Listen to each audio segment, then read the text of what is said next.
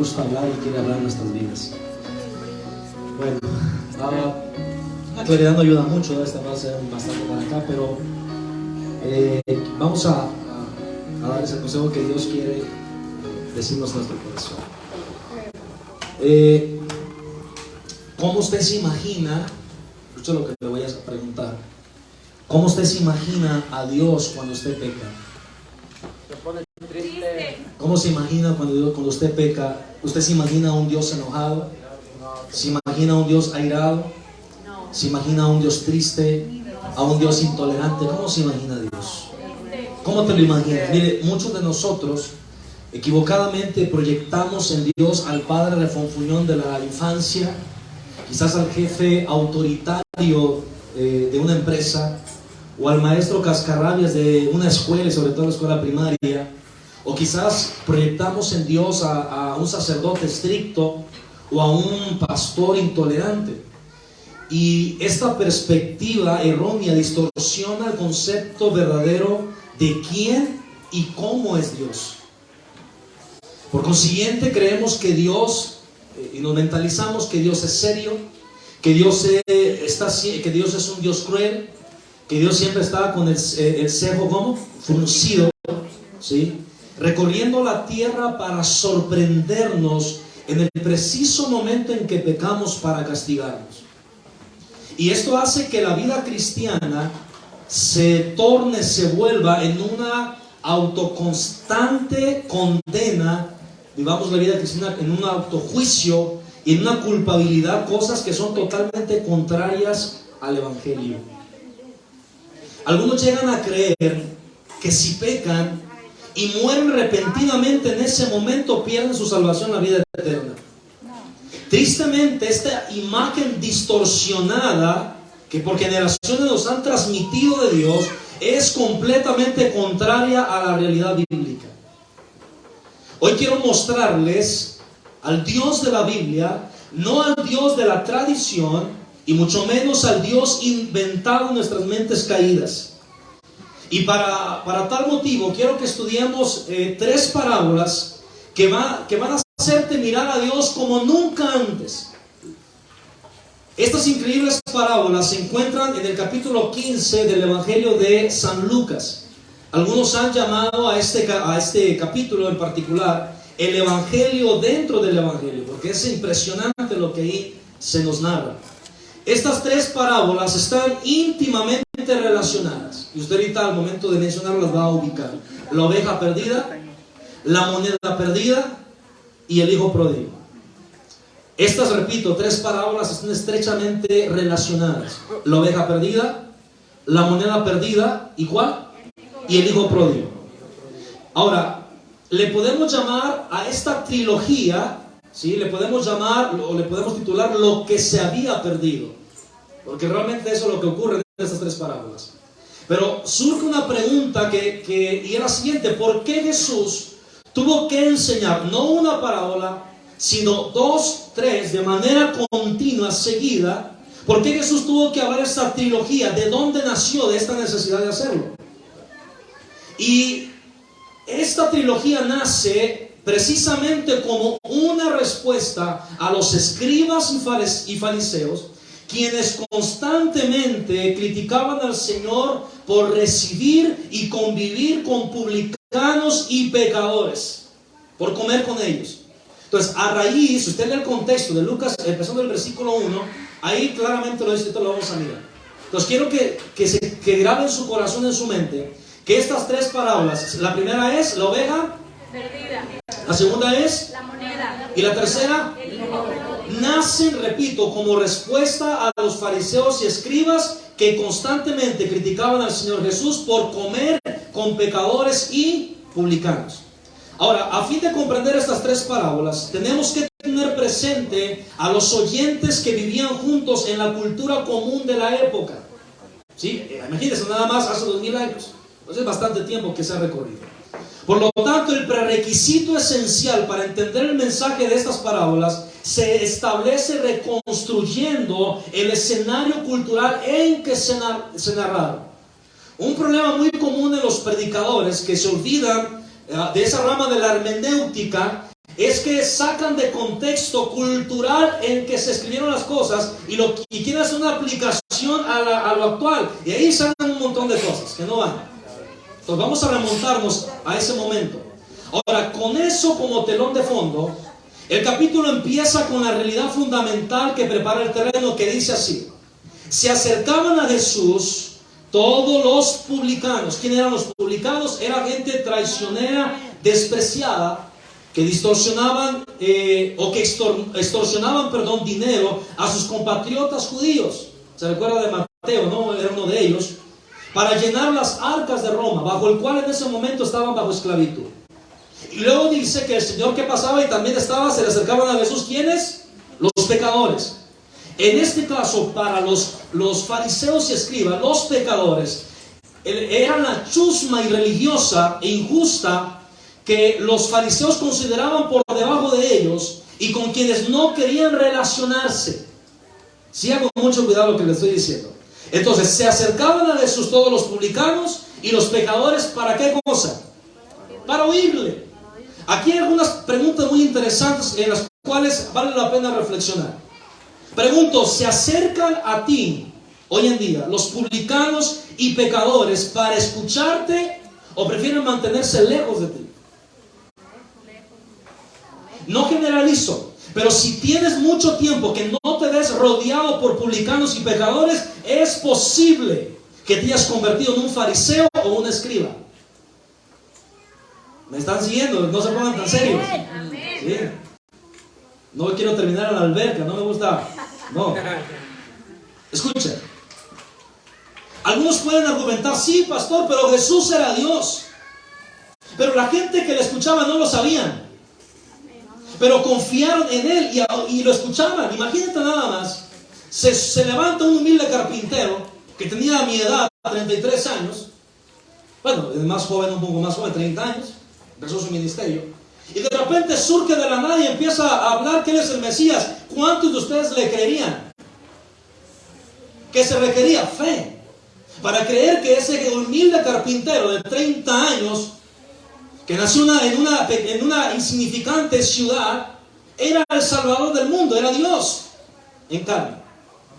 Entonces ellos no lo sabían, y nosotros llevamos en nosotros hoy en día la presencia de Dios. Amén. Entonces la pregunta es, ¿por qué no te siguen los publicanos y los pecadores?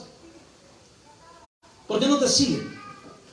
Miren, me llama a mí mucho la atención, no generalizo, solo lo digo así al aire, no generalizo. Entonces vea, a mí me llama mucho la atención, o no me deja de llamar mucho la atención, que a Jesús lo seguían incluso ¿quiénes? Los niños.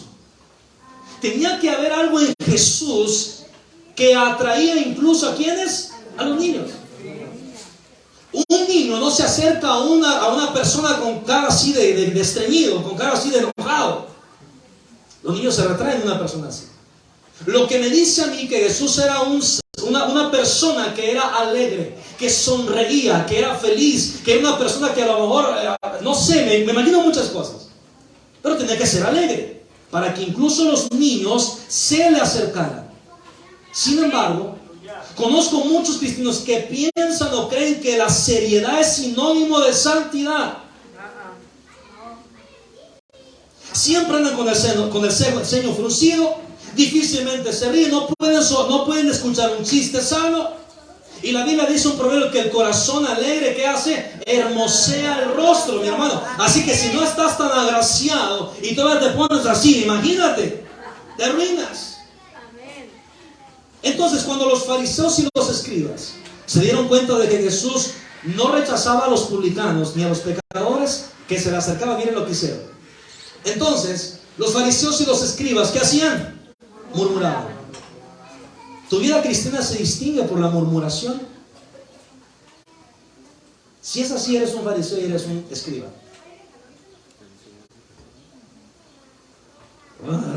Sí, voy a acabar en la alberca, lo bueno que está acá en la entrada.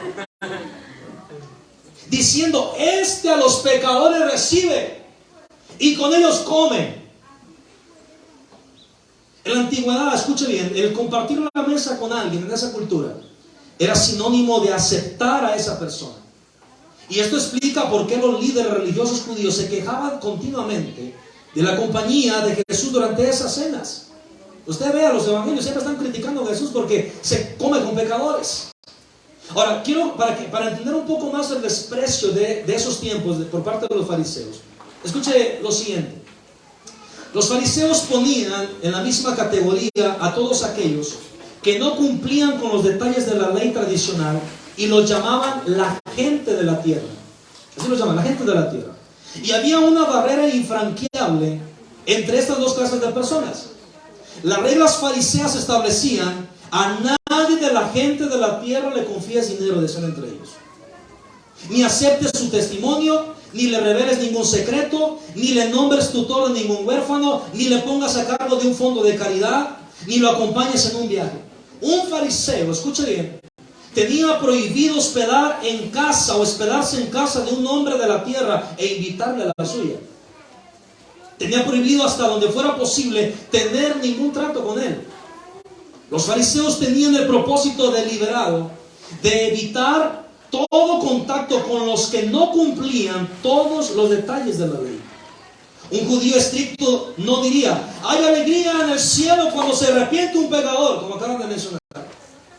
Un fariseo diría: hay alegría en el cielo cuando se pierde un pecador. Eso es lo que diría. Deseaban sádicamente no la salvación de los pecadores, sino deseaban su destrucción.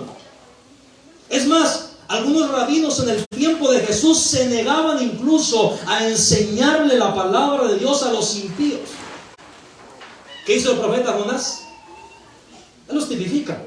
Se negó a ir a Nínive, que al final llegó en un Uber de gratis, en una ballena, ¿no? Sin pagar pasaje. Entonces, que el Señor se relacionara con la gente despreciada de la sociedad judía conmocionó y consternó a las autoridades religiosas y provocó fuertes críticas. Pero Cristo se relacionó con pecadores porque Él vino a buscar y a salvar, ¿qué cosa? Lo que se había perdido.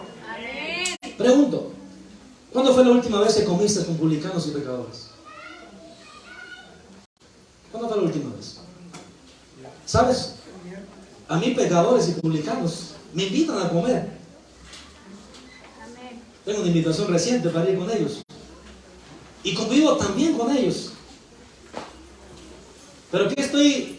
Yo cuando voy y me relaciono con una persona, jamás le digo quién soy, que soy pastor, menos que soy cristiano. Porque de alguna manera astuta, simplemente me relaciono con él, platico. Y cuando menos se acuerda: ¿tú eres pastor? ¿Sí? Pero ya logré crear una conexión con él. Amén. Que cuando sepa que soy pastor no le importa ya. Amén. Pero tú llegas en tu primera cita con una persona y dices: yo soy cristiano. ¿Qué empiezas a hacer? Empiezas a marcar una barrera y ya es que no te quieren escuchar porque la gente tiene muchos prejuicios. Amén. ¿Qué necesidad de que tú digas que eres cristiano? Con tu vida simplemente testifícalo. Amén. Jesús no llegó con la mujer samaritana diciendo: yo soy el Mesías. Hasta después de una larga plática lo hizo. Amén.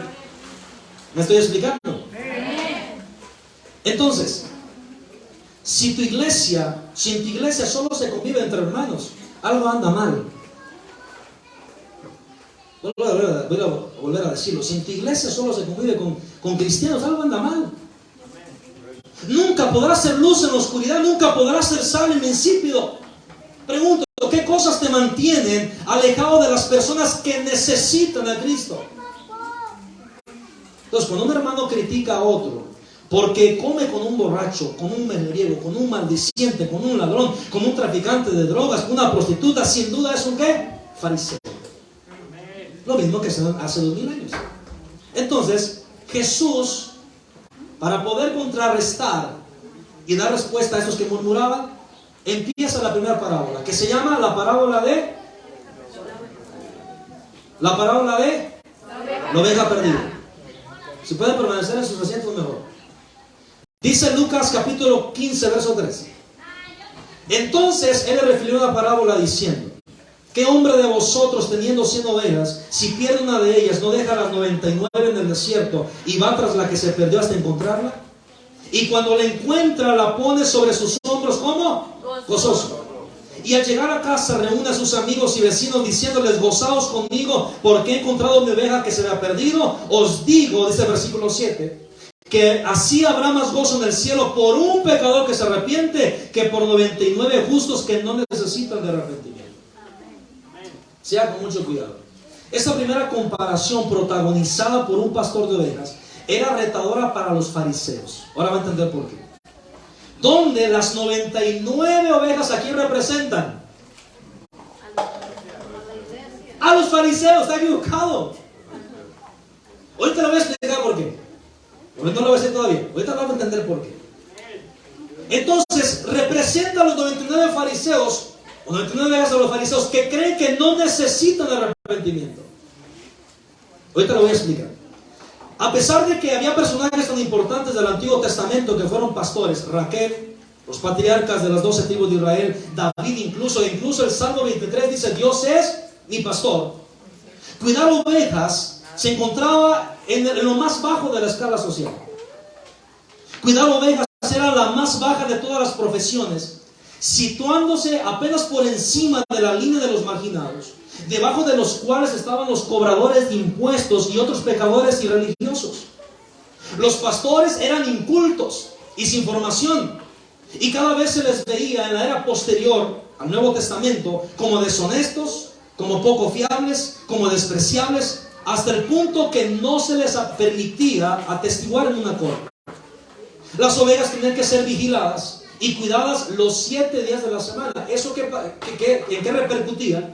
Que los pastores no podían guardar el día sábado, el día de reposo. Entonces, por lo tanto, los fariseos, ¿qué hacían? Lo rechazaban, porque no guardaban el día santo del Señor.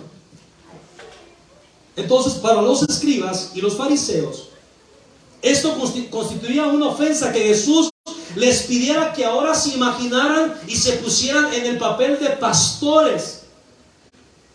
A ellos les chocaba eso. ¿Cómo me comparas ahora que me comparas con un pastor si es de lo más bajo que hay?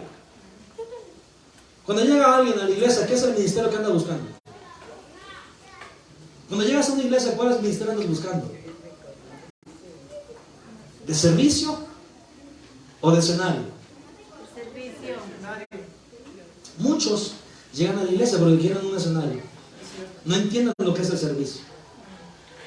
Usted me ve acá, pero tuvieron que pasar muchísimos años. Recientemente acabo de cumplir 15 años de pastor, pero 18 años de servicio antes. Subiendo bocinas, pintando el templo, lavando el baño, haciendo un montón de cosas. Por eso alguien dice: conoces mi gloria, pero no conoces mi historia. Y muchos quieren estar en la gloria antes de pasar por una historia. Entonces los fariseos les chocaba que les dijeran: ustedes figúrense con un pastor. Ahora quiero que entiendan lo siguiente: el peligro de perder una oveja era muy grave. Philip Keller, que ve en su pantalla, que alcanza a mirarse un poquito, él fue un cristiano nacido en África Oriental, quien siempre amó la vida silvestre, y nos cuenta detalle, porque él pasó ahí en los campos, y nos cuenta detalle lo que pasaba con las ovejas. Dice: una oveja gorda y de lana larga descansa cómodamente en alguna pequeña cavidad o depresión de la tierra. Imagínense la oveja. Podría rodar un poco, ¿sí?, de lado para estirarse o relajarse, y de repente el centro de gravedad del cuerpo de la ovejita cambia de tal modo que gira lo suficiente sobre su espalda para que las patas ya no toquen la tierra. Entonces al animalito se le podía presentar una sensación de pánico y empezar a patear frenéticamente. A menudo esto solo que hace empeora la situación. Se voltean aún más y ahora es casi imposible volver a ponerse en pie la ovejita, y más una ovejita obesa. Cuando está ahí luchando, dice este escritor que gases comienzan a acumularse en su estómago. Cuando tales gases se expanden, tienden a retardar y cortan la circulación sanguínea hacia las extremidades del cuerpo. Y aquí hay una veterinaria que mejor lo corrobora. En especial las patas. Si el clima es muy cálido y soleado, una oveja en esta condición puede morir en pocas horas. Y si hace frío, está nublado y llueve, puede sobrevivir en esta posición por varios días. Así que perder una oveja era cuestión de vida o muerte. El pastor tenía que estar inmediatamente ahí, ir a buscar, dejar los 99 por una que se había perdido. Bueno, no voy a hacer mucho énfasis en las dos parábolas primeras, voy a hacer énfasis en la tercera. Solo quiero que note lo siguiente, que el Señor, cuando el pastor encuentra la oveja, ¿qué hizo? La carga en los hombros y la lleva hasta el redil. ¿Cómo la lleva? Gozoso. ¿Cierto? Ahora bien, escucha con mucha atención. ¿Usted se imagina a una oveja cargando al pastor? Imagínese nada, si yo sé que es hipotética la pregunta. Pero imagínese una oveja cargando al pastor. ¿Por qué menciono esto?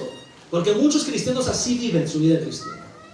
Una vida pesada, una vida tediosa, que en lugar de caminar en los brazos del buen pastor y disfrutar del viaje camino a casa, vas pesando y tu vida cristiana de un montón de reglas que no puedes disfrutar tu relación con Dios. Porque siempre estás pensando no hacer aquello, no hacer esto otro, no hacer aquello, y no disfrutas del viaje. En cambio, si tú estás arriba en los hombros del buen pastor, ¿qué pasa? Disfrutas del viaje y dejas que el Señor Jesús lleve tu carga por ti, que te lleve en tus hombros. Ok, ahora viene la segunda parábola. Voy a ir adelantando. La segunda parábola es la siguiente: la moneda perdida. Les voy a leer, dice acá: ¿o qué mujer que tiene 10 dracmas, si pierde una dracma, no enciende la lámpara y barra la casa y busca con diligencia hasta encontrarla?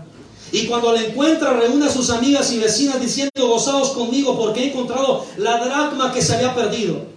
Así os digo que hay gozo delante de los ángeles por un pecador que se arrepiente. Mire, cuando Jesús, si ya haberlos comparado con pastores era una ofensa para ellos, en esa cultura donde estaba en auge el machismo, usted sabe, ¿no? Los judíos cómo tienen a las mujeres, ¿no? Orientales. Cuando Jesús ahora las compara con una mujer, les voló la cabeza a los fariseos. Si ya con lo de un pastor era mucho, ahora empezar a meter a una mujer en una parábola era pasarse de la raya. Pero Jesús no tuvo problema en hacer mención de un pastor y de una mujer que era marginada en aquellos tiempos. Y en los dos relatos dice: hay gozo en los cielos por un pecador que se arrepiente.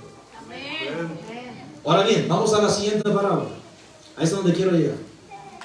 Y luego miren, interesante: aderezan mesas delante de mí en presencia de mis embustadores. ¿Saben quiénes preparaban la mesa en aquellos tiempos? Nada más las mujeres. Y Jesús no tuvo problema en incluirlo en el Salmo 23. El buen pastor y la mujer aderezando la mesa. Si los hombres se han comportado en esta cultura cristianos de manera machista, es otro cuento. Pero Dios no es así.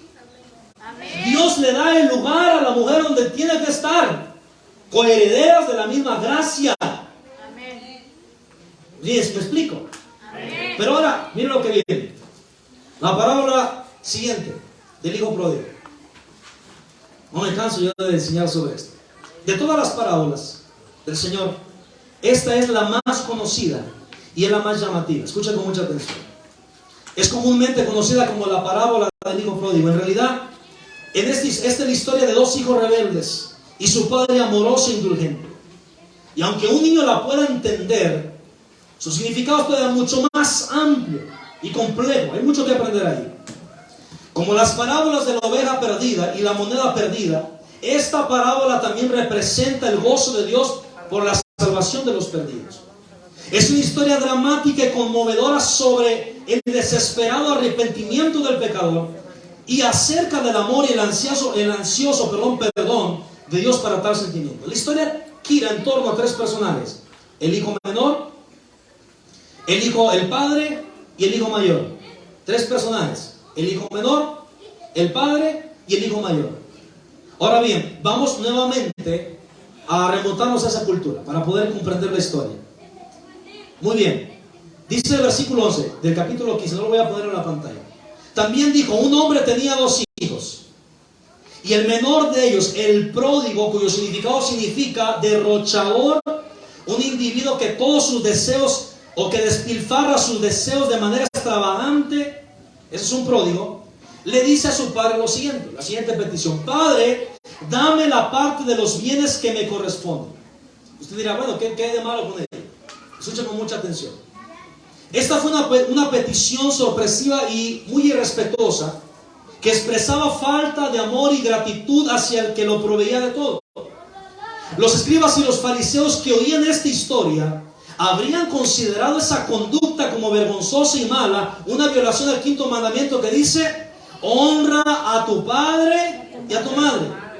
Escuche, que un hijo dijera semejante barbaridad a su padre en esa cultura, que le pidiera los bienes, equivalía a decirle que lo deseaba ver muerto, porque no tenía derecho o no tenía derecho de su parte de la herencia, que era 1/3 de los bienes, ya que su hermano mayor, quien era el primogénito, vivía o mientras el padre vivía. O sea, para que el hijo menor pudiera gozar de la herencia, tendría que primeramente morir, ¿qué? El papá. Entonces, cuando el hijo menor le dice, dame la parte de mis bienes que me corresponden, lo que le está diciendo que es, ya, muérete. Y eso era un insulto terrible para él. Ahora bien, esta situación irresponsable y egoísta del hijo menor debió haber circulado por toda la aldea. El muchacho quería su libertad para dejar a la familia, satisfacer sus propios deseos egoístas. Entonces las personas se dieron cuenta de lo que el padre o de lo que había hecho el hijo menor y seguramente empezó por su cabeza, va a estar furioso el papá. Por lo que debía tomar ciertas medidas disciplinarias. Entre ellas era avergonzar a su hijo en público. Podría hacerlo el papá. Tal vez lo pudiera desheredar o incluso despedirlo de la familia y considerarlo muerto. Eso podía ser el padre en esas culturas. Pero sucede algo inesperado. Dice la Biblia, escucha, los fariseos están escuchando la historia, los escribas están escuchando la historia, y dice la Biblia que en ese momento sucede algo inesperado. El padre, ¿qué hizo? Les repartió los bienes. A los ojos de los escribas y los fariseos, que el padre le otorgara semejante petición era una vergüenza para el papá. Era una falta notoria de carácter del papá. Pero esto nos enseña que Dios nos da a todos nosotros la libertad de elegir el camino que usted quiera.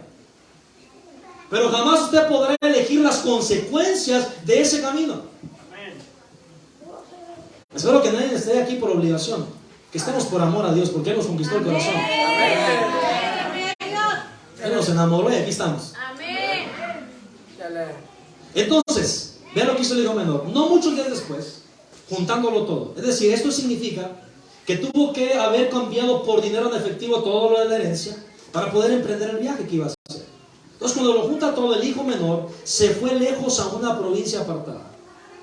Como si no fuera suficientemente malo que hubiera deshonrado a su padre, el hijo se fue a una región gentil. Acuérdense, la historia se desarrolla en una historia judía.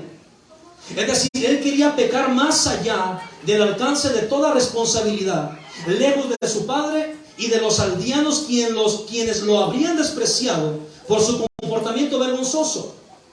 Y dice que cuando se va a la provincia apartada, dice que allí desperdició, derrochó sus bienes viviendo perdidamente.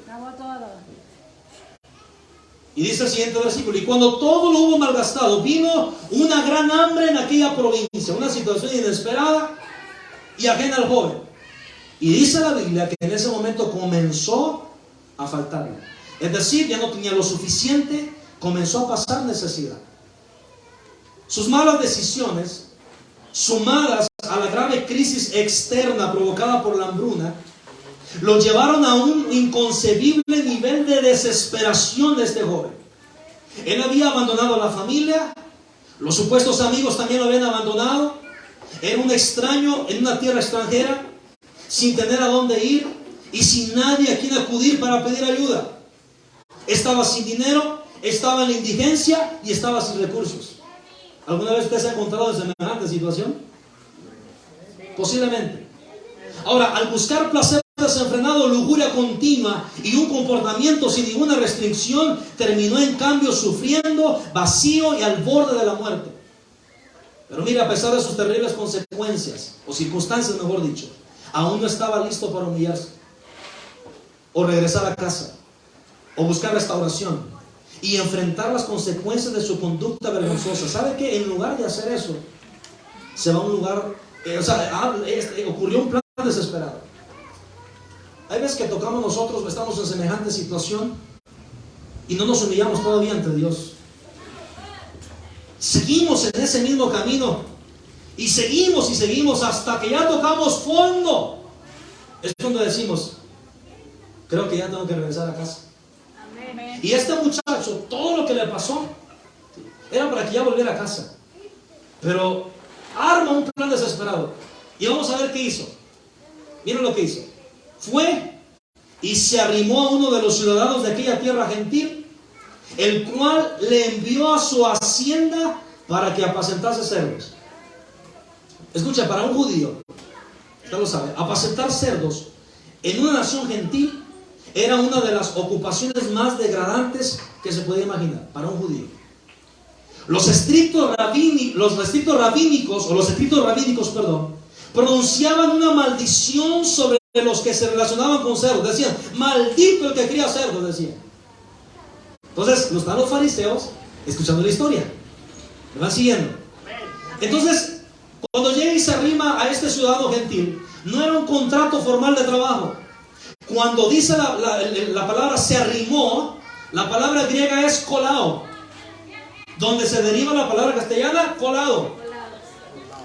Entonces quiere decir que cuando se coló o se arrimó, lo que hizo fue encontrar al ciudadano que le diera trabajo y se aferró a él. No lo quería soltar, estaba desesperado. Como cuando usted necesita ayuda y de repente encuentra a quien y lo agarra, lo abraza, me tiene que ayudar.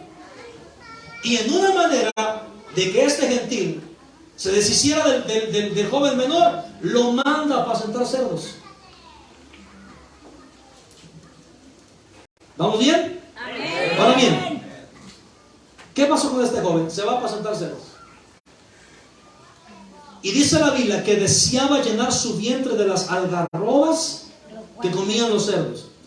Estas eran unas vainas, ¿sí?, que prácticamente no son comestibles para los humanos, pero que cuando se trituran vienen a sustituir el chocolate.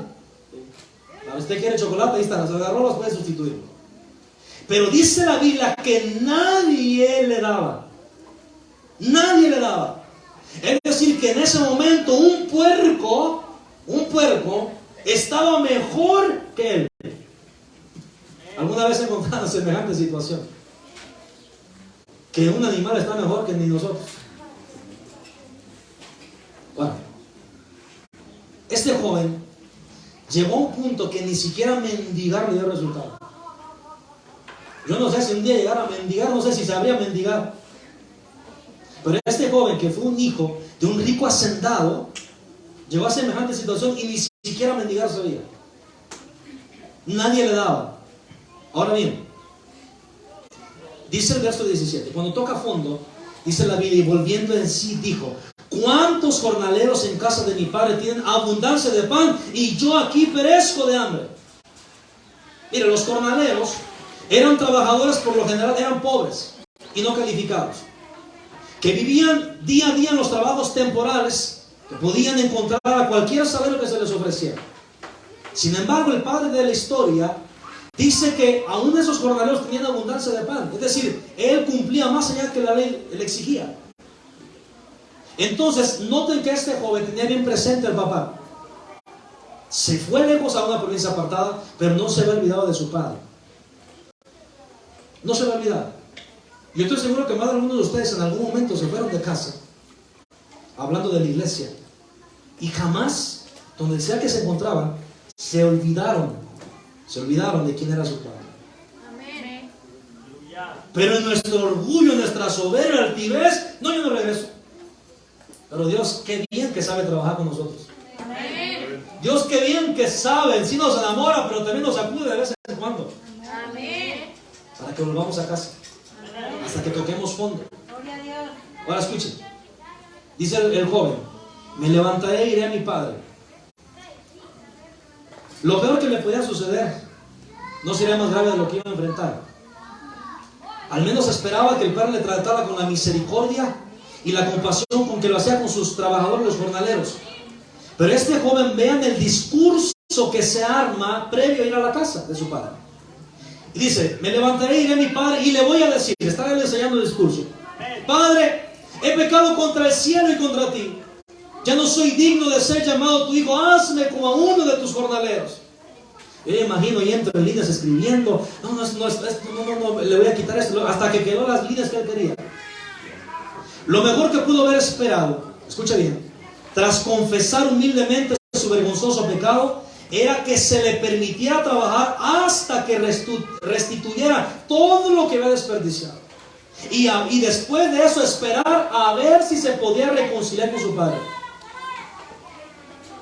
Los escribas y los fariseos en ese momento debían haber estado de acuerdo, sí, tiene que confesar, tiene que arrepentirse, tiene que mostrarse humillado, avergonzado y quizá recibir perdón y misericordia. Pero solo después de que haga una total restitución, no antes. En la manera de pensar de ellos, de los escribas y fariseos, que su padre aceptaría su discurso y sería recibido al menos como un jornalero, al menos. Y a partir de ahí tendría que trabajar mucho para ganarse nuevamente la confianza y el perdón de su padre. Quizás muchos hijos hoy en día, escuchen bien, están en su casa, pero su corazón está lejos del corazón de sus padres. Desde la vez que te equivocaste, quizás decepcionaste a tu papá, quizás tu papá no volvió a ser el mismo. Y estás ahí luchando por tratar de volver a ganarte su confianza. Pero qué bueno saber que Dios es diferente a nuestro Padre. Y ya vas a ver por qué. Mira, a Dios no le tienes que rogar para convencerlo. Cuando yo veo a un cristiano que está rogando perdón por un mismo pecado, no sabe con quién está confesando el pecado. A veces bajamos a Dios, lo rebajamos al nivel de nuestro Padre terrenal. Y como el Padre terrenal es tan orgulloso y soberbio que hay que rogarle para que nos perdone, pensamos que Dios es el mismo igual. Cuando Dios lo que está buscando simplemente es perdonarte y ya. Amén. No, la historia que se viene del Selah está tremenda. Espérenme un poquito. Acabó. Mañana no trabajamos. Amén. Y el Selah de aquí lo podemos desocupar hasta la noche. Y los de acá, los de Tecomán, pues nunca vienen, así que ahora aguantes un poquito. Dormí 4 horas, así que aguante un poquito. Estoy aquí por la gracia de Dios. Aguántenme. Miren. El hijo se levanta, se pone de pie, lleva el discurso, de memoria quizás, y dice la Biblia que cuando aún estaba lejos, antes de que entrara a la aldea, cuando uno estaba lejos, dice la Biblia que lo vio ¿quién? Su padre. Esto me indica que la historia se desarrolla a la luz del día, de manera que el padre podría ver a su hijo a la distancia. Escuchen, en la mente de los fariseos y los escribas, lo mínimo que el padre tenía que hacer era negarse a verlo. Era negarse a verlo. Más bien haría que se sentara en la aldea, fuera de la puerta de la casa familiar, en vergüenza y desgracia. Cuando finalmente le concediera una audiencia a su hijo, y sería una recepción fría, mientras se humillaba delante de su padre, se esperaría que éste le informara a su hijo qué trabajo debía realizar, hasta hacer total restitución por su despilfarro y por cuánto tiempo antes de que se le pudiera reconciliar como hijo ante su padre. Eso es lo menos que podía hacer el papá en esa cultura. Y que los fariseos estaban esperando que ese fuera lo que tenía que hacer. Ahora, sin embargo, esa expectativa cultural fue hecha a pedazos por Jesús cuando expresa lo siguiente: que cuando ve al hijo a la distancia, dice la Biblia que el papá fue movido a misericordia. Qué lindo saber que cuando Dios te ve a lo lejos y que tú vienes a casa nuevamente, en ese momento se mueve a misericordia. Él no ha hablado contigo, no sabe qué le vas a decir, aunque Dios no lo sabe, cierto, pero volviendo a la historia. Y lo que sigue a mí me conmueve muchísimo, porque dice la Biblia que corrió hacia el hijo. Cuando ve al papá correr hacia él, ¿qué pasaría por la mente del joven al ver a su padre correr hacia él? ¿Me va a golpear? ¿Viene a insultarme? ¿Viene a gritarme? ¿Viene a recriminarme? ¿Viene a maldecirme? ¿Viene a decirme lo que no me dijo cuando me fui de la casa? Pero ahora, ¿por qué corrió el padre hacia el hijo? La aldea, que era la luz del día, debía haber mucha actividad en la aldea. Y el padre estaba decidido a llegar donde su hijo antes de que entrara al poblado. ¿Con qué intención? De protegerlo de la vergüenza, de las burlas, del desprecio y el maltrato de los aldeanos que descargarían sobre el joven una vez que lo reconocieran. De manera que la misericordia del padre por su hijo lo llevó a entrar en acción antes de que el maltrato pudiera comenzar. No era lo mismo llegar a la aldea solo el joven menor que llegar a la aldea junto con su padre. Porque el hecho de llegar a la aldea junto con su padre significaba: hey, cuidadito el que me lo maltrate, viene conmigo.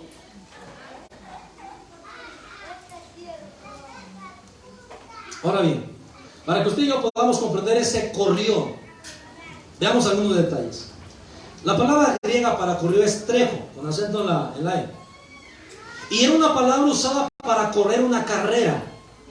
De manera que literalmente el padre corrió. ¿Cómo se corre una carrera? A toda velocidad. Cuando el papá ve al hijo, no pierde tiempo, corrió lo más que se podía hacia donde estaba él. ¿Qué te dice eso del amor de Dios? Que una vez tú decides llegar a casa, el Padre Dios corre desesperadamente hacia ti. Pero mira, hay algo más que esto. En la cultura del Oriente Medio, nunca los padres nobles corrían. Nunca. Eso era una afrenta hacia ellos, una vergüenza. ¿Sabes por qué? Usaban túnicas, hombres y mujeres. Y de manera que el padre pudiera correr hacia el hijo, tenía que ser ¿cómo? A toda velocidad.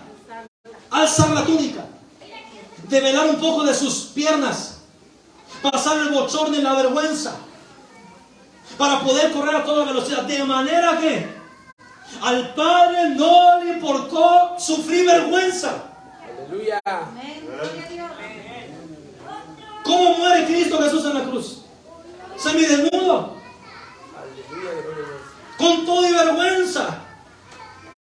Si verse, aunque sea las piernas, cuando se sube la túnica era vergonzoso, Cristo semidesnudo en la cruz. Gloria a Dios. ¿Por qué entonces te da vergüenza saltar para el Señor?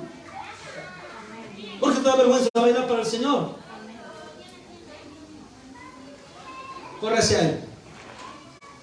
Y lo que sigue, imagínense los fariseos. ¿Cómo? ¿Los nobles no corren? ¿Cómo? Y no solo eso, que dice que cuando llega donde Él, se echó sobre su cuello. Él estaba criando cerdos, no tenía dinero, no tenía nada. Escucha, estaba todo harapiento, maloliente, sucio, apestaba. Y el padre, cuando llega hacia él, ya haber corrido era demasiado. Echársele sobre el cuello. Por eso cuando viene una gente como viene, y los hermanos se distancian, se hacen para allá, para allá, eso le duele el corazón de Jesús. Gloria a Dios. Queda abrazado a leprosos. Ahí se echa sobre su cuello. Pero ¿sabes qué es lo emocionante de esto? Es lo siguiente. Cuando lo abraza, en el griego, la gramática griega aquí significa llenarlo de abrazos. Otras versiones recientes de la Biblia ya dicen, lo llenó de abrazos. Y no solamente eso. Dice que lo besó. ¿Qué hizo? Lo besó. ¿Cuándo fue la última vez?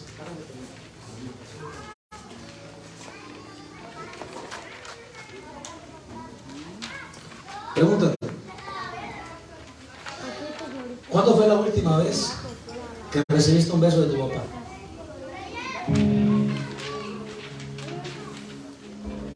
¿Cuándo? Y a veces crees que Dios es igual. Yo sé que Dios no está físicamente ahí, pero no solo corre hacia ti, te abraza, te llena de abrazos y te llena de besos. No importa qué apestoso vengas por el pecado. No importa cuánto apestes, qué tan mal te veas. Él te quiere llenar de eso. Gloria a Dios. Miren, la impactante recepción del hijo fue una ofensa terrible para los fariseos y los escribas.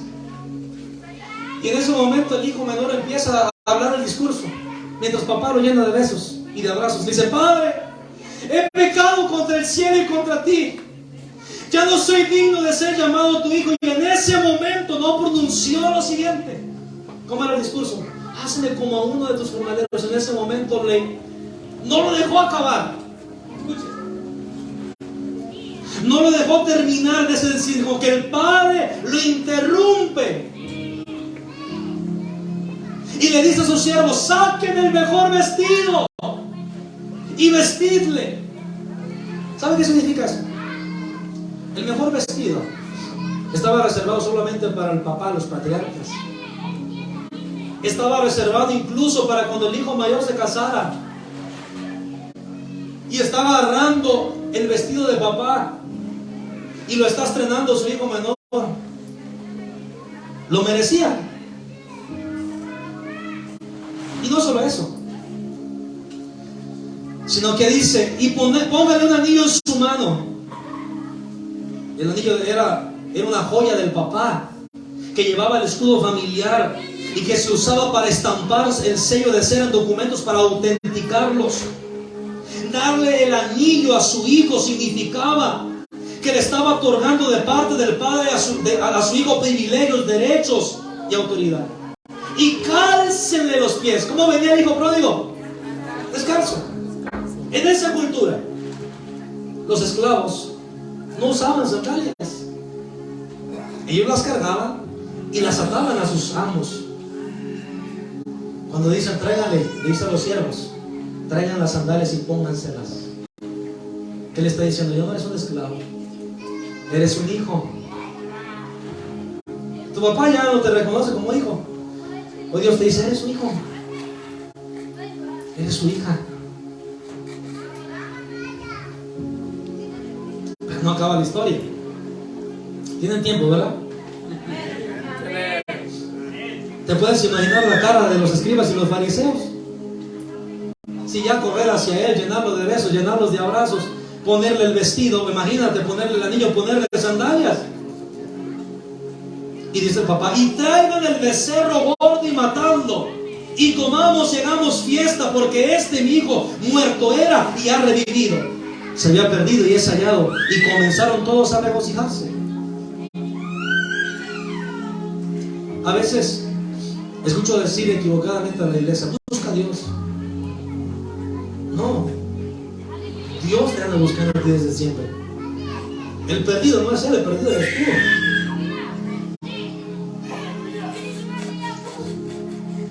Hicieron fiesta.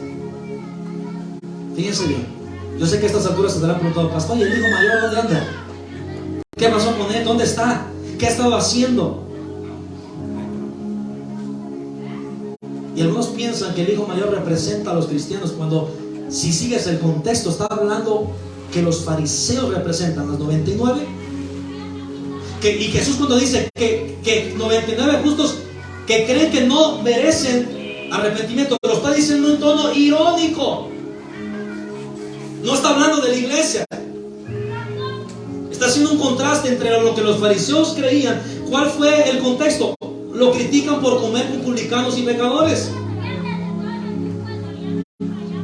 Ahora quiero que vayamos al otro lado de la historia, con el hijo mayor.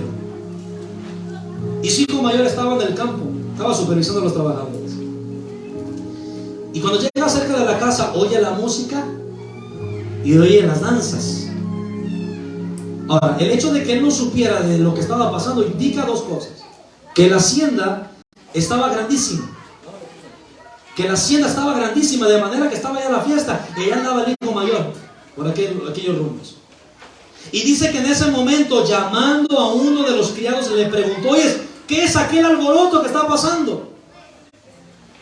Y él le dice, el siervo al que le preguntó: tu hermano ha venido Y tu padre ha hecho matar al becerro gordo por haberlo recibido bueno y sano. Mire, ¿qué pasa aquí? El becerro gordo estaba reservado para cuando el hijo mayor se casara. O sea que agarró el vestido del hijo mayor, agarró el becerro gordo del hijo mayor y se lo dio al menor.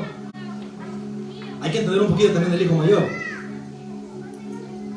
Si a ti te dicen que tu hermano menor, que no lo ves en años, está en casa, ¿cuál es tu reacción normal? ¿Cuál es tu reacción normal? Bueno, si lo quieres, ¿cómo reaccionarías? Alegría, ¿dónde vamos? Quiero verlo, quiero abrazarlo, quiero verlo otra vez. ¿De cuánto que no lo veo? Pero dice la Biblia que se enojó y no quería entrar a la fiesta, a celebrar con los demás. En ese momento este hijo mayor estaba revelando quién verdaderamente era. ¿Sabe cómo se distingue un fariseo? Por fuera se ve blanco, por fuera se ve de lo mejor, un santo piadoso, pero por dentro no es un sepulcro blanqueado, que cuando pasa una situación de prueba se revela quién es él o quién es ella. Tuvo que pasar una situación para que se diera cuenta todo el mundo quién era este hijo mayor. El papá pensaba que era el mejor hijo. Cuando se puso en un aprieto, ya miramos quién verdaderamente es. Cuando yo veo dentro de la iglesia gente que dice que ora mucho, gente que anda diciendo que lee mucho la Biblia, gente que dice que ayuna, parece que estoy echando un fariseo. Hace falta que lo digas.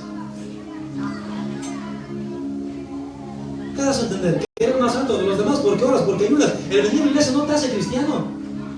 El orar no te hace cristiano. El leer la Biblia no te hace cristiano. Son cosas que te convienen hacer y punto. No se trata de hacer, se trata de ser. Eres o no eres hijo de Dios, punto. Y el hijo mayor, que creía que hacía las cosas bien, estaba bien equivocado. Salió por tanto su padre. Dice, qué maravilloso. Sale el papá y le empezó a rogar ahora al mayor que entrara. Si le había rogado al menor que no merecía, tenía que hacerlo con el mayor. Mas él respondiendo dijo al padre: he aquí tantos años que te sirvo. Él quería reconocimiento, quería aplauso, quería admiración. ¿Qué pasa cuando tú no te reconocen en la iglesia lo que haces? ¿Te molestas? ¿Te enojas? ¿A qué vienes a la iglesia? ¿A que te aplaudan los hombres? ¿A qué vienes a la iglesia? El hijo menor estaba bravo, mayor, perdón, porque no le habían reconocido. Tantos años que trabajo contigo. ¿O lo haces simplemente por amor a Dios? No habiéndote desobedecido jamás, ¿será cierto eso? Claro que lo había desobedecido. ¿Por qué tú estás en la iglesia? ¿Sabes por qué? Porque si no estás en la iglesia, no tienes una relación con Dios, te pierdes. Así de simple. ¿Por qué no dejas de ir a trabajar? Te mueres de hambre. Ocupas trabajar. Entonces, ¿por qué estás en la iglesia? ¿Porque eres más santo que los demás nada más? No, porque si te alejas de aquí te pierdes. Lo único que te diferencia a nosotros de los que están sin Cristo es eso, que están sin Cristo nada más. Entonces, ¿por qué te crees más santo que los demás? Nos estoy generalizando. Y nunca me has dado ni un cabrito para gozarme con mis amigos. Con mis amigos. ¿Por qué no digo con mi familia? No le importaba un comino a la familia. Quería hacer fiesta, pero con los amigos, no con su familia. Revelaba que le importaba poco a su papá y su hermano menor. ¿Cuándo fue a buscar al hijo menor? Su hermano. Nunca. Pero cuando vino tu hijo, consumió sus bienes con rameras. Qué informado estaba. Has hecho matar para él el becerro gordo. Y empezaba su papá a acusarlo. Entonces el padre le dice, escúchame la atención, le dice: hijo, aquí hay algo interesante. En todas las expresiones de hijo anteriores a este versículo, que es el versículo 31, se usa la palabra griega judíos, que simplemente es niño, que simplemente es hijo, así nada más. Pero cuando aquí le dice hijo al mayor, la palabra griega cambia, es tecno, que es una manera más tierna, afectiva de decir mi niño. Sí, mayor, hijo mayor, aquel es mi hijo, pero tú eres mi niño. Tú siempre estás conmigo y todas mis cosas son tuyas. Tú puedes haber hecho matar el becerro cuando quisieras, pero estás tan enfocado en el hijo menor, lo que hace que te olvidas de que tú eres hijo y puedes celebrar. ¿Cómo vives tu vida cristiana? Más pendiente de la vida de los demás que de tu vida. Que no disfrutas tu relación con Dios por estar pendiente de la de los demás. Más era necesario hacer fiesta y regocijarnos porque tu hermano era muerto, ha revivido, se había perdido y es allá. A ver, estoy terminando. Ahí se acaba la historia. No se queda en un detalle a lo que viene. ¿No les queda a ustedes la sensación como que de la historia, como que quedó así en suspenso? Oye, pero ¿y el hijo mayor qué dijo? ¿Qué hizo? ¿Cómo reaccionó a lo que dijo el papá? Entró a la fiesta, se humilló, pidió perdón por haber acusado a papá. ¿Qué hizo? ¿Quieres saber el final de la historia que no viene ahí? No quiero que acabar con tristes finales, pero ¿a quién representa el hijo mayor? ¿A quién? A los fariseos. El triste final es el siguiente. Jesús, que representa al papá, les hizo la invitación a que el mayor entrara, ¿cierto?, a la casa. El hijo mayor, escucha con atención, el hijo mayor representa al pueblo de Israel también. A los suyos vino y los suyos no le recibieron. Cierto, mucho cuidado. De manera que entonces, cuando estaban los fariseos ante Pilato, crucifícale, crucifícale. Es una manera de decir que el hijo mayor terminó por matar al papá. Así es como realmente termina la historia. El mayor no quiso reconocer que estaba mal y equivocado. Al contrario, crucifícale. Así acaba la historia. Pero cuando los fariseos, o en este caso este muchacho, pretendían sacar lo peor de Dios, sacaron lo mejor. Porque con su muerte, ¿verdad?, Jesús resucita el tercer día y finalmente se vence una vez y para siempre el pecado, la muerte, de la cual usted un día dice en la Biblia que también tendremos el mismo gozo por vida resucitada. Mire, termino con esto. Media hora, ¿verdad? Los hermanos de veces ya saben. Hace algunos años miré una película, y de hecho la acabo de volver a ver otra vez estos días, dramatizada, una película dramática, protagonizada por Steve Carell. En la película es David Sheff, y el hijo, Timothy Chalamet, interpreta a Nick Sheff. De hecho, mis hermanos, esa película se llama, se la recomiendo, Beautiful Boy, siempre serás mi hijo, se llama así. Y es una película basada en hechos reales. Aquí están los personajes, a mí se los alcanza a ver. Mira, esta es la película y estos son los personajes reales de la historia. David Sheff, derecha, el papá, y Nick Sheff. Ok. Esta película se estrena en el 2018, ¿sí?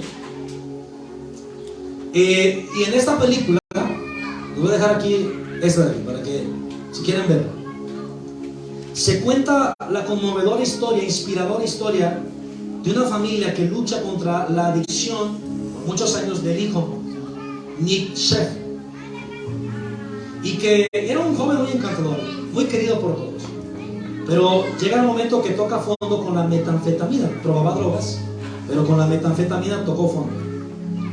Y el hijo, como siempre, le promete al padre innumerables veces que ya no se va a drogar, pero ¿qué pasa? Vuelve a reincidir una y otra vez. El padre hace todo por ayudarlo, y en su desesperación, fíjese lo que llegó a hacer. Incluso el papá llegó a probar una de esas drogas para supuestamente comprender la situación de su hijo, su desesperación. Y obviamente, mire, los padres estaban divorciados de su primera mujer con quien tuvo a Nick, Y en una de las escenas que yo estaba mirando en la semana, están en el aeropuerto. El niño tiene 10, para cuando pasa la historia acá, la película tiene como 18 años el muchacho. Pero recrean la historia, tiene el niño como 10 años, está en el aeropuerto. Y estando en el aeropuerto, iba a despedir a su hijo para pasar unos días con su mamá. Entonces el hijo, que tenía la custodia del papá, pues no quería abandonar al papá, quería estar con él. Y entonces el papá se pone de rodillas a la altura de su hijo y le pregunta: ¿sabes cuánto te amo? Un niño de 8 años. El pequeño le dice así, moviendo la cabeza y agachando la cabeza. A lo que el padre responde tras un breve silencio de casi como 10 segundos y le dice: si juntaras las palabras de los idiomas, no podrían describir cuánto te amo. Ni con todas esas palabras podría describir lo que siento por ti. Yo te quiero más que a nada. Te amo más que a nada. Y pregunta el niño chiquito: ¿más que a nada? Sí, más que a nada, le responde el papá. Y esa palabrita, más que a nada, se convierte en la frase de toda la película. Cada vez que el hijo regresaba a casa: papá, ya no lo voy a volver a hacer. Lo abraza: te amo, más que nada, más que nada. Después de tener grandes avances, Nick Sheff, como estar sobrio por más de 450 días, logra graduarse de la high school, vuelve, ¿sabe qué? Otra vez a recaer en las drogas. El papá se da por vencido, entre comillas, se da por vencido. Pero después de que el hijo sobrevive a una sobredosis, el papá va y lo visita al hospital. Y de repente, apoyado en los hombros de su padre, ambos salen al patio. Y sentados a la sombra de una gran pared, el hijo comienza a llorar desconsoladamente y solo dice: ¿por qué? Y la película termina donde solamente el papá le acaricia el hombro, lo abraza y se acaba la historia, la película. Miren, las 3 parábolas no se tratan de la oveja perdida, no se tratan de la moneda perdida, ni siquiera se trata del hijo pródigo. La historia se trata del buen pastor, de la mujer que busca con diligencia y del padre que busca desesperadamente al hijo. La historia realmente se concentra en Dios. Él es el protagonista principal, Dios, no los demás. La pregunta es: mire, el buen pastor ya te encontró, la mujer ya te encontró la moneda perdida, el pastor ya te encontró, o el papá en este caso. Ahora la pregunta es: ya que te encontró, ¿vas a regresar a rendir los hombros del pastor? ¿Vas a regresar al collar de las 10 dracmas de la mujer? ¿Vas a regresar a la casa del padre? Fuera del redil hay peligro. Fuera del collar estás perdido. Fuera de la casa del padre hay hambre. Pero en la casa del buen pastor hay protección. En el collar de la mujer hay valía. En la casa del padre hay fiesta. No importa si tú esta día te hayas identificado con los 99 o con la oveja perdida, o si te identificaste con las 9 dracmas pegadas al collar o con la moneda perdida, o te identificaste más con el hermano menor que con el hermano mayor. Ambos, como vemos en la historia, necesitan de Dios. Ambos están perdidos. Entonces, mire, mi hijo puede cometer muchos errores, pero jamás va a dejar de ser mi hijo. ¿Cierto? Hace poco un hombre sabio de la iglesia, después de que mi hijo chocó una moto por ahí, arrestado, esquivó a un niño, no le pasó nada, y él está de testigo que no le dije absolutamente nada. Después hablamos, claro que sí. No le dije nada. Repusimos el daño y demás, él estuvo bien, no atropelló al niño. Y un hombre sabio me dijo lo siguiente: pastor, hijos pequeños, problemas pequeños. Hijos grandes, problemas grandes. Y vaya que es un hombre que ha sufrido mucho con sus hijos. Mire, y es una frase que me quedó grabada en el corazón. Yo espero que el día que mi hijo se despida de casa lo haga en paz y lo haga con alegría. Espero que sea mi hijo quien me despida en el cementerio y no tenga yo que despedirlo a él. Pero si en algún momento de su vida se pierde el camino por el que yo siempre he caminado desde que nací, no me daré por vencido. Siempre lo voy a buscar hasta encontrarlo. Y cuando finalmente lo vea a la distancia, Dios me da las fuerzas para correr tan pronto como pueda hacia Él, llenarlo de abrazos, llenarlo de besos, como cuando era un pequeñito.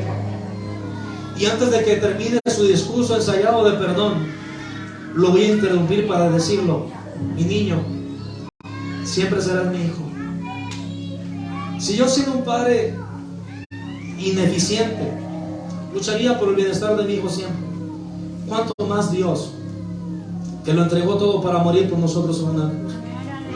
Si Él pudo dar su vida por nosotros ahora que está vivo, ¿qué no va a hacer por cada uno de nosotros? Él jamás se va a dar por vencido. Si estás aquí es porque Él no dejó de buscarte hasta encontrarte. ¿Por qué entonces eres duro con los demás? ¿Por qué te comportas tanto juicio y crítica con los demás? ¿Sabes qué me dice cuando tú sigues en eso? Que no te has perdonado todavía, no has creído en el perdón de papá. Porque de alguna manera te estás proyectando en los demás, como que te sientes un poquito mejor cuando te proyectas en los demás.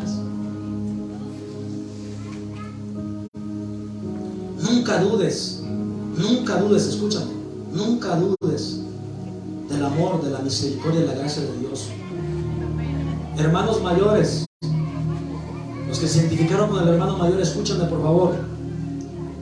Deja de autocondenarte, deja de juzgarte cada vez que pecas. Dios no te dice, júzgate con una, te dice nada más, confiesa tu pecado. ¿Sí o no? Jesús, mira, Él te sigue amando cuando pecas y también cuando resistes la tentación a pecar. Te sigue amando. Disfruta del viaje en los hombros del pastor. Disfruta de tu relación con el Padre de camino a casa. La vida cristiana no se trata de reglas, se trata de una relación con Dios. Dios sabe que vas a fallar, sí, y muchas veces. De manera que cuando tú te concentras más en no pecar, es cuando más lo haces. Dile a un niño que no se vaya al inodoro, no ande buscando, no agarre de ahí agua, no se la tome, ¿qué va a terminar haciendo? Lo mismo. Cuando en una iglesia se habla más del pecado que de Jesús, están equivocados. Hacen que la gente se enamore más del pecado que de Jesús. Hacen que le tengan más miedo a Jesús que le tengan amor. Predica equilibrado. Más de Jesús, menos del pecado. Eso es como hablar con mi esposa, más de la fulana que de ella. ¿O no? Agarra la onda, mi hermano, dijeron los chavos. Cuando tú disfrutas tu relación con papá, ni tiempo tendrás para pecar. Pero cuando andas con tus ideas, no hagas, no vayas, no digas, vaya. ¿En qué pierdes tiempo? Disfruta tu relación con papá.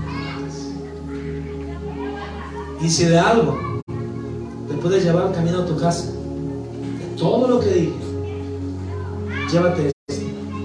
Dios te dice hoy a ti, hermano mayor, hijo menor, mi niño, siempre será mi hijo. Póngate de pie.